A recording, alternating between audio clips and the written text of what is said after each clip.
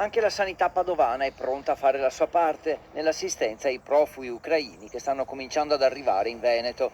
Il coordinamento dell'accoglienza partirà naturalmente dalla regione, mentre l'azienda ospedaliera di Padova, grazie anche alle sue eccellenze internazionali, si è già attivata per fornire servizi a partire da quelli più quotidiani come i tamponi. Disponibilità ad eseguire tamponi, disponibilità ad eseguire vaccinazioni, disponibilità ai ricoveri, sia per quanto riguarda ricoveri diurni sia ricoveri ordinari, disponibilità a effettuare visite specialistiche là dove servono. Dopo i primi arrivi, infatti, si è attivata la macchina sanitaria e in particolare a Padova sono arrivate richieste di chiarimenti o di intervento per i casi più difficili che necessiteranno di un ricovero o di terapie particolari.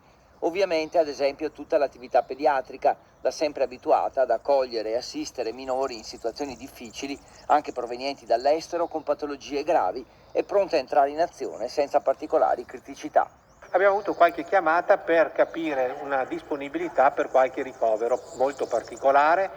Si parla di soggetti con patologie, pesanti, gravi, in particolare in età pediatrica. Il primo passaggio è quello dell'arrivo di 65 persone al seminario minore di Rubano, la maggior parte dei quali sono minori, anche senza familiari.